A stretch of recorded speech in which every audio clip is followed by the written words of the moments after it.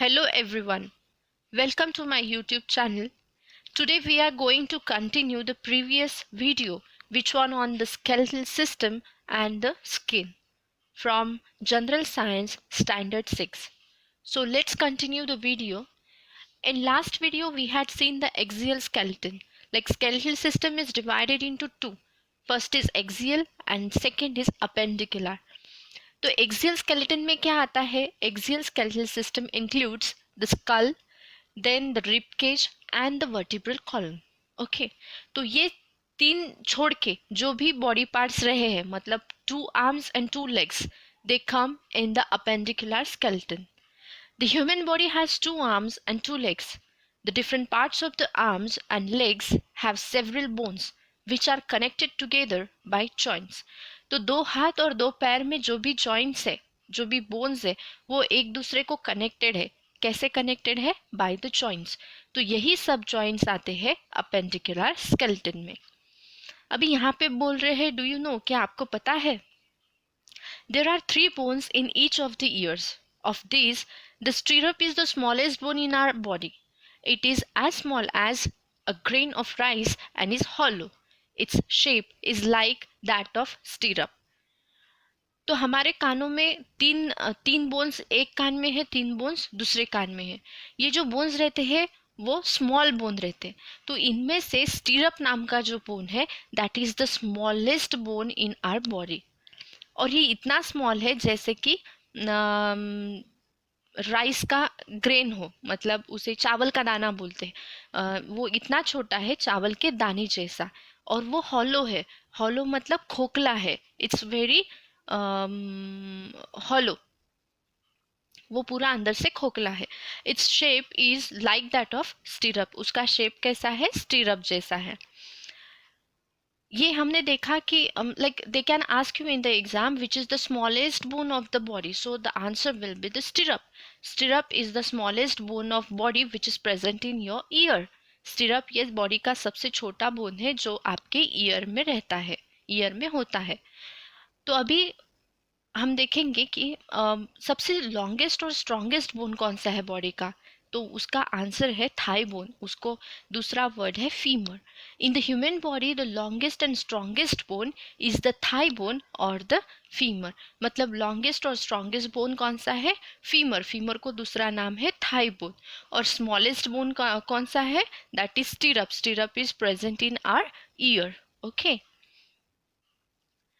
then he is saying observe and discuss. Observe a human skeleton in your school laboratory or a picture of skeleton and classify the bones in our body into 4 types. Discuss the function of these bones.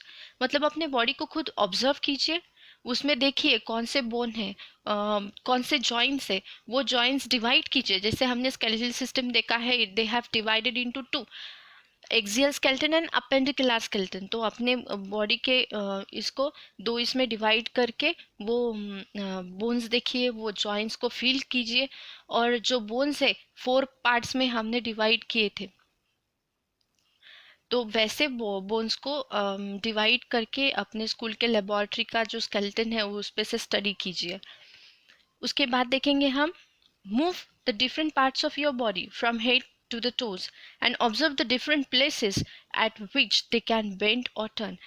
पूरे body को move कीजिए और देखिए कि कहाँ कहाँ से हम बॉडी मूव कर सकती हैं.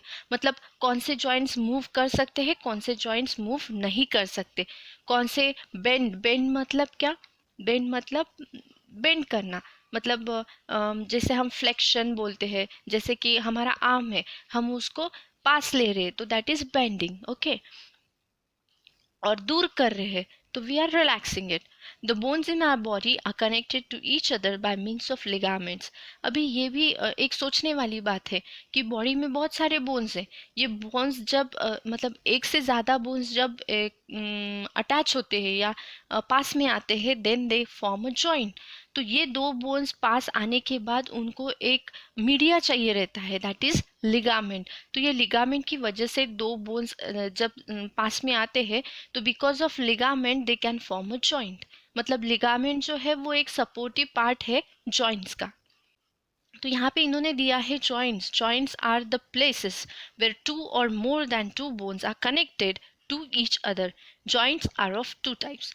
जॉइंट्स कैसे बनते हैं? देखिए, पूरे बॉडी में हमारे बोन्स है. व्हेन वन और two bones come together they form a joint. मतलब एक या एक से ज़्यादा बोन्स जब पास में आते हैं और they get connected to each other, तभी क्या होता है? जॉइंट फॉर्म होता है. मतलब बोन्स, बहुत सारे बोन्स, मतलब मोर देन वन बोन जब पास में आएंगे, they will form the joints. अभी जॉइंट्स के टू टाइप्स है. First is movable joint, second is immovable. अभी मूवेबल बोले तो इसके मतलब ये वर्ड से ही पता चलता है कि मूवेबल मतलब हम उसको मूव कर पाते हैं. ओके. और इमूवेबल मतलब हम उसको मूव नहीं कर पाएंगे. The joints which can not move, they are immovable joints, and the joints which can move, they are movable joints. तो अभी मूवेबल जॉइंट्स में कौन से जॉइंट्स आएंगे? Examples are bones of the arms and the legs. Arms हम लोग move कर सकते हैं, लेग्स हम लोग मूव कर सकते हैं. We can move our arms, we can move our legs. So legs and arms के जो जॉइंट्स है, दोज आर मूवेबल जॉइंट्स. अभी इमूवेबल जॉइंट्स कौन से आएंगे? स्कल के. स्कल के जो जॉइंट्स है, we can not move those joints, so they are immovable joints. लेकिन स्कल में एक जॉइंट ऐसा है जो जिसे हम मैंडिबल कहते हैं, that is movable one. So mandible is the joint, it is an exception in the skull, the joint which can be moved, so it comes in movable joint. लेकिन मैंडिबल को छोड़ के बाकी सब जो जॉइंट्स है स्कल में, they all are immovable joints. ठीक है. अभी हम देखेंगे कि टाइप्स ऑफ जॉइंट्स क्या है. Let us study some types of movable joints. First is hinge joint. अभी हिंज जॉइंट अगर आपको ध्यान में रखना है तो आप अलमारी का दरवाज़ा ध्यान में रखिए. मतलब हम जब दरवाज़ा खोलते हैं अलमारी का, तो वो एक ही साइड पे खुल सकता है. We can not open it on both the sides. मतलब अलमारी का दरवाज़ा अंदर भी जा रहा है और बाहर भी आ रहा है, it is impossible. So if you want to remember the hinge joint, remember the example of elbow. Elbow मतलब अपना जो एल्बो जॉइंट है, वो हम ऐसे एक्सटेंड करके उसको फ्लेक्स कर सकते हैं, लेकिन उसको अपोजिट डायरेक्शन में मूव नहीं कर पाते. मतलब जैसे अलमारी का दरवाज़ा हम एक डायरेक्शन में ओपन कर सकते, लेकिन वही दरवाज़ा हम अंदर नहीं ढकेल पाते. So it is the best example of the hinge joint. So remember, elbow joint is an example of the hinge joint. Let's see the next one. Another is ball and socket joint. अभी ball and socket joint बोले तो you will have to remember the hip joint. hip में क्या है? एक ball है, मतलब जो फीमर का हेड रहता है. Femur is the longest and strongest bone of the body, उसे ही हम बोलते हैं थाई बोन. तो फीमर का जो हेड रहता है ऐसे बॉल जैसा रहता है, और एक सॉकेट जैसा एसिटाबुलम बोल के रहता है. तो वो सॉकेट में वो बॉल जाता है, तभी वो हिप जॉइंट बनता है. So it is a best example of the ball and socket joint. Okay, so hip joint is an example of the ball and the socket joint, and hinge joint ka example is the elbow joint. Okay, that was all about the skeletal system. Now we will start with the skin. Okay, which organ help us to sense whether something is hot or cold, rough or smooth, etc. मतलब ऐसा कौन सा अपना organ है, ऐसा कौन सा अपना अवयव है जिसकी वजह से हम पता कर पाते हैं कि ये जो सरफेस या कोई भी चीज़ है जो हमें छू रही है, वो स्मूथ है या रफ है, हॉट है या कोल्ड है. That means it gives us the sensation. तो ये सेंसेशन हमें किससे मिलता है? तो हमें सेंसेशन मिलता है स्किन से. So let us study about the skin. The skin is an important and large organ of all living things. The skin has hairs. अभी सबसे इम्पॉर्टेंट और सबसे लार्ज मतलब सबसे बड़ा जो ऑर्गन है वो कौन सा है? That is skin. The skin has hairs. Skin के ऊपर क्या रहते हैं? हेयर्स रहते हैं.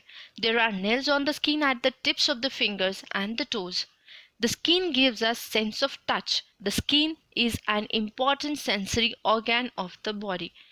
तो स्किन क्या है, सेंसरी ऑर्गन है, क्योंकि हमें उसकी वजह से ही सेंसेस पता चलते हैं. मतलब if someone is touching you, you will come to know that someone is touching us because of the skin, because skin has the sense. Okay, it is one of the sensory organ of the body.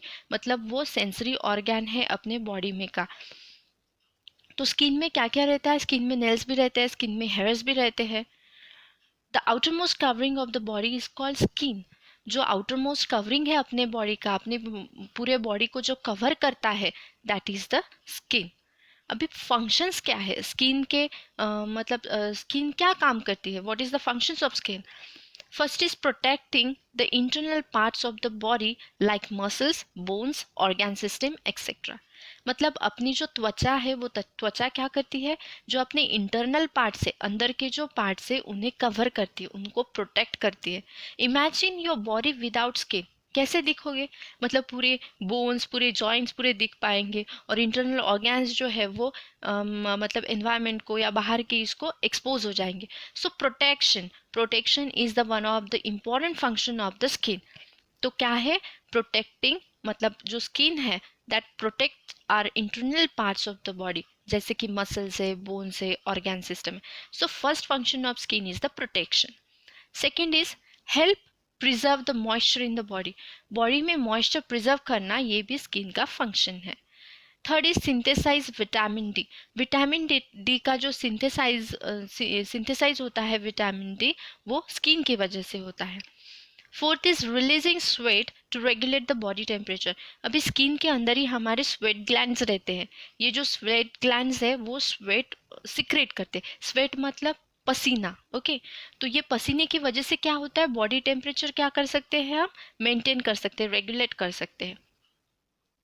मतलब हम जब बहुत भागते हैं तभी क्या होता है, ये स्वेट ग्लैंड्स स्टिमुलेट हो जाती है और स्वेटिंग स्टार्ट होना शुरू होता है. तो जब हम भागते हैं तो बहुत सारी ऊर्जा निर्मित होती है शरीर के अंदर, लेकिन ये स्वेट ग्लैंड की वजह से क्या होता है, जब वो पसीने को हवा लगती है तो अपने स्किन का जो टेम्परेचर है वो नॉर्मल हो जाता है, वो लिमिट से ज़्यादा बढ़ नहीं पाता. सो sweat glands regulate the body temperature also. Fifth is giving protection from the heat and cold. If it is very hot, then you will get protection because of the skin, and if it is very cold, that time also you will get the protection against cold because of the skin. So giving the protection from heat and the cold.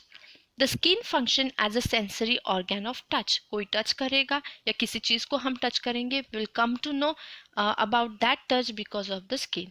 तो ऐसे total 6 functions है. There are total 6 functions of the skin. First is protecting the internal parts. Second is it helps to preserve the moisture in body. Third is synthesizing vitamin D. Fourth is releasing sweat to regulate body temperature. Fifth is giving protection from the heat and cold. And sixth is skin functions as a sensory organ of touch.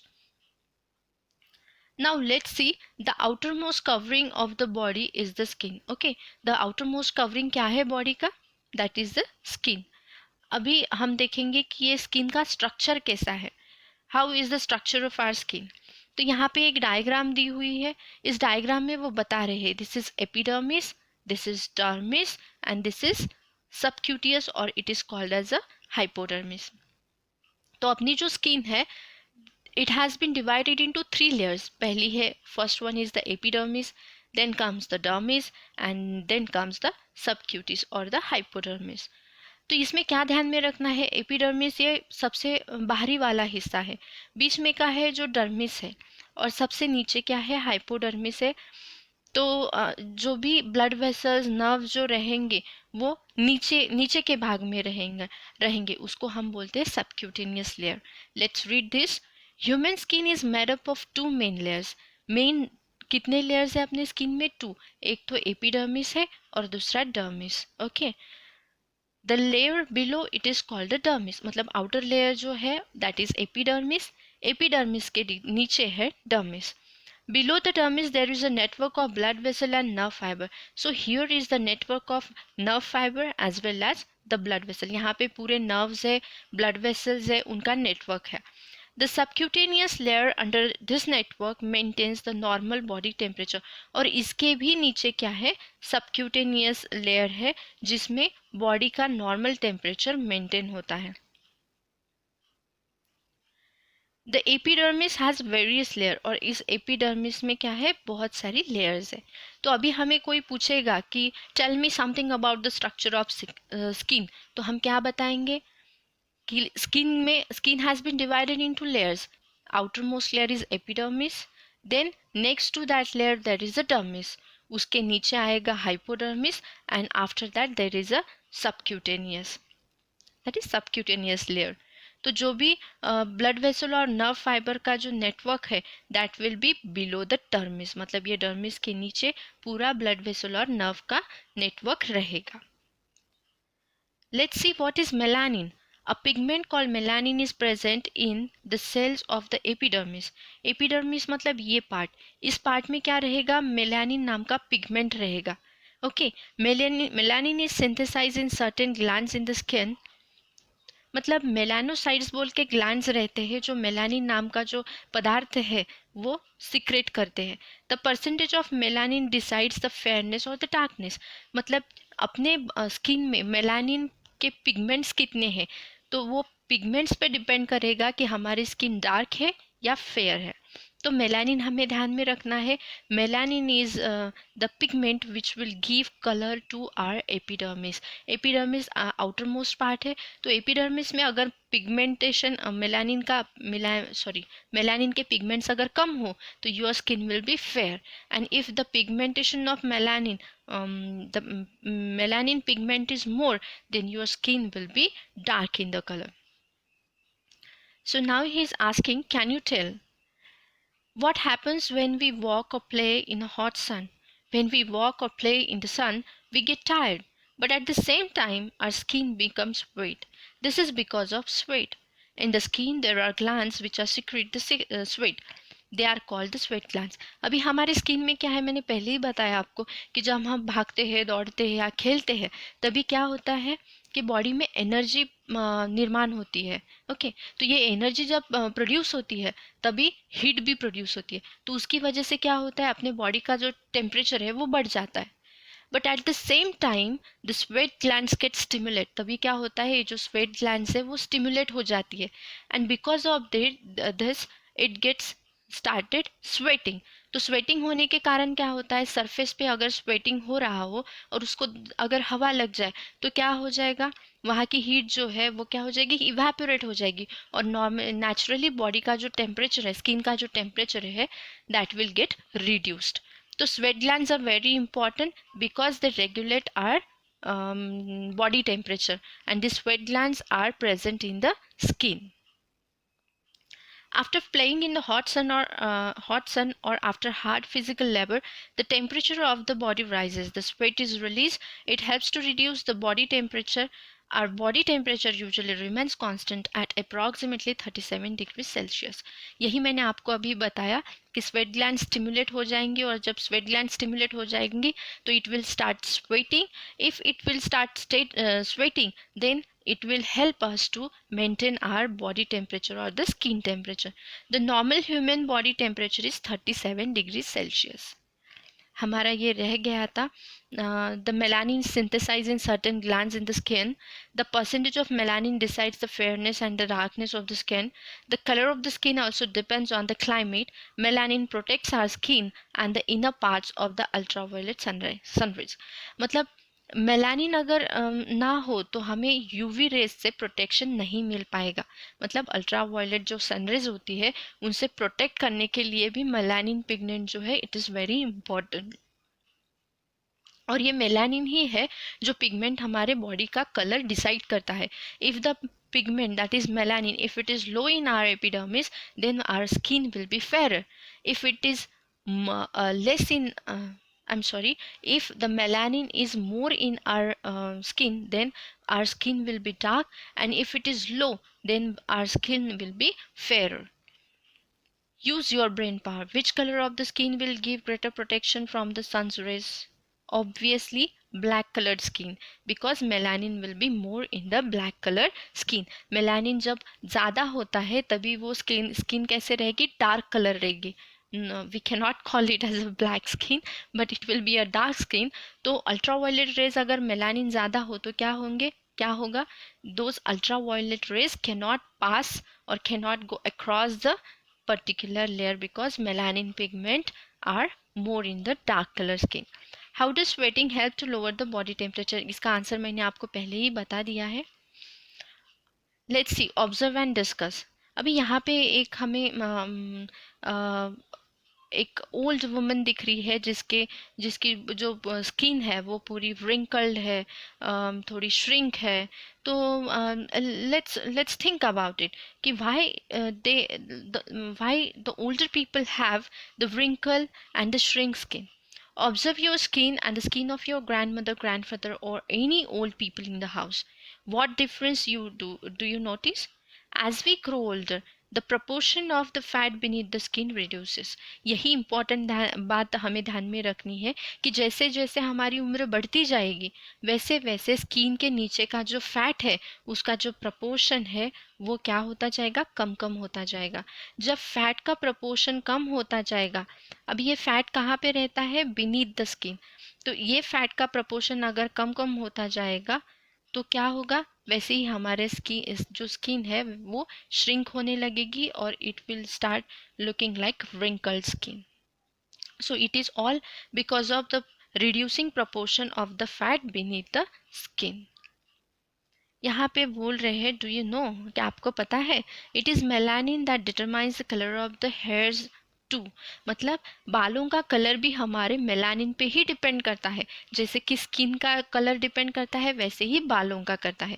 अभी Z black colour hair अगर होंगे तो उसमें समझिए कि pure melanin है. अगर brown lighter hairs है तो उसकी वजह क्या है, sulphur in the melanin.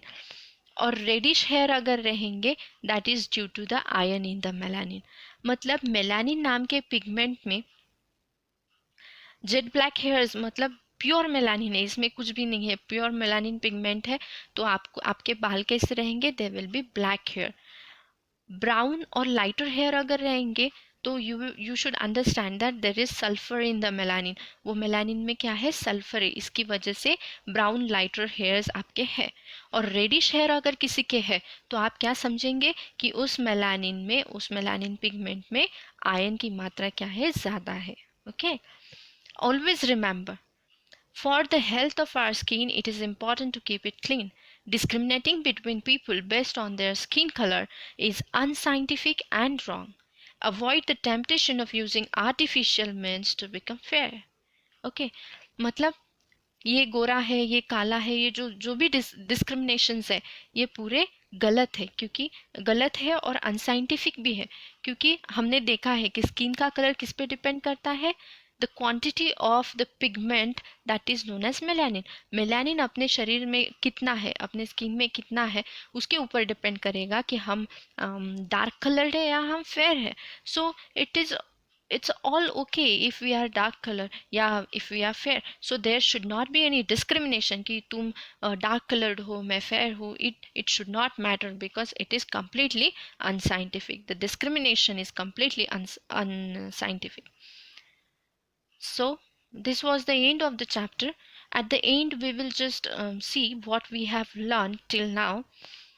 All the bones in the body along with the cartilage together from the skeletal system. Okay, skeletal system कैसे बनता है, पूरे joints मिला के और कार्टिलेज मिला के.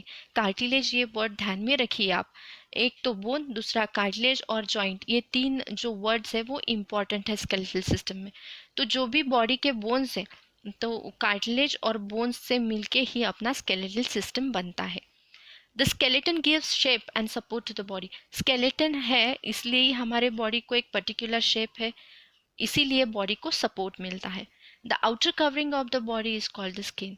बॉडी का जो आउटर कवरिंग है that is called skin. The skeletal system and the skin perform the important function of protecting the body and the internal body parts. जो internal organs है उसको और उसे कवर करने का काम कौन करता है? स्किन। और स्केलेटन को भी, स्केलेटल सिस्टम है, स्केलेटल सिस्टम के ऊपर क्या है? स्किन है। इसलिए बॉडी क्या करती है? स्केलेटल सिस्टम को भी प्रोटेक्ट करते हैं और इंटरनल बॉडी पार्ट्स है उनको भी प्रोटेक्ट करने का काम करती है। We must take care of our skeletal system and the skin, क्योंकि ये क्या करते हैं? This both system give us a lot of protection. Okay, the skull, rib cage, and backbone and the bones of the arms and the legs are the main parts of the human skeletal system. हमने देखा कि skeletal system they have divided into two, axial and appendicular. तो axial में क्या था? skull था, फिर rib cage था और backbone था, that is vertebral column. और बाकी के जो है मतलब bones of the arms and the legs, like both arms and both legs, वो किस में आएंगे? appendicular skeleton में. Epidermis and dermis are two main layers of the human skin. तो एपिडर्मिस और डर्मिस ये क्या है? टू इम्पॉर्टेंट मेन लेयर्स है ह्यूमन स्किन की. तो इसके बाद I just want to highlight some main point which you can note down which we have learn in this lesson. इसमें क्या देखा हमने? देखो, स्केलेटन सिस्टम देखा. तो स्केलेटल सिस्टम से related 3 words are most important. एक तो जॉइंट है, दूसरा बोन है और तीसरा कार्टिलेज है. अभी स्केलेटल सिस्टम जो है they have divided into two, तो ये भी लिख लीजिए. उसमें क्या है? अपेंडिकुलर है और एक्सियल स्केलेटन है. एक्सियल स्केलेटन में क्या आएगा? एक्सियल स्केलेटन में सीधा सीधा आएगा, मतलब स्कल आएगा, वर्टिब्रल कॉलम आएगा और रिब केज आएगा. स्कल में कितने बोन्स है? 22. वर्टिब्रल कॉलम में है 33 और रिब केज में है 25. मतलब 12 पेयर्स ऑफ रिब्स, मतलब 24 और एक स्टर्नम. ओके, उसके बाद हमने क्या देखा? अपेंडिकुलर स्केलेटल, उसमें पूरे दोनों आर्म्स आएंगे, दोनों लेग्स आएंगे, उसके पूरे बोन्स आएंगे. उसके बाद हमने देखा कि जॉइंट्स, जॉइंट्स कैसे हैं? कुछ मूवेबल है, कुछ इमूवेबल है. Movable joints which we can move, immovable which we can not move. Movable हम हिला सकते हैं, इमूवेबल हम नहीं हिला सकते. उसके बाद हमने देखा था कि अपने स्कल में एक जॉइंट ऐसा है मैंडिबल, जो हम जॉ जॉब जॉब जॉइंट भी बोल सकते हैं उसको, मैंडिबल भी बोल सकते, जो हिलता है. बाकी स्कल के पूरे जो जॉइंट्स है दोज आर इमूवेबल.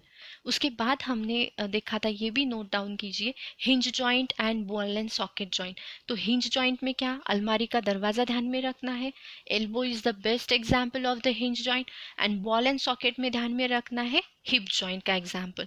उसके बाद हमने देखा था स्किन. तो नॉर्मली स्किन क्या है? बॉडी का लार्जेस्ट ऑर्गन है और वो क्या करती है? हमें प्रोटेक्ट करती है, मॉइस्चर मेंटेन करती है, विटामिन डी का सिंथेसाइज करती है. उसके बाद और क्या करती है? सेंस ऑफ टच देती है. ऐसे 5 6 फंक्शंस हमने देखे थे. तो स्किन नॉर्मली लेयर्स में डिवाइड की थी हमने. एपिडर्मिस, उसके बाद there was dermis, then there was hypodermis और उसके नीचे आती है सबक्यूटेनियस. तो स्किन में हेयर्स भी आते हैं, नेल्स भी आते हैं. उसके बाद हमने देखा था कि एक ये जो मतलब ओल्डर पीपल है, why they get the wrinkle skin और the shrink skin? Because of the reduce proportion of the fat beneath the skin. जो फैट का प्रपोर्शन रहता है वो जैसे जैसे हम बूढ़े हो जाते हैं वैसे वैसे रिड्यूस हो जाता है. इसलिए हमारी स्किन क्या होती है? wrinkled होती है और श्रिंक हो जाती है. और हाँ, हमारे स्किन को कलर कौन देता है? मेलानिन. मेलानिन ये पिगमेंट है जो डिसाइड करता है कि हम फेयर है या डार्क है. Okay, so melanin is the pigment which decides the colour of our skin as well as the colour of our hairs too. अपने बालों का भी कलर डिपेंड करता है मेलानिन पे. आई होप आपको ये पूरा लेसन समझ में आया हो. If you have any doubts, you can ask me in comments section and let me know how was the video, if I can improve it. So thank you very much. Let's meet in the next video. Bye bye.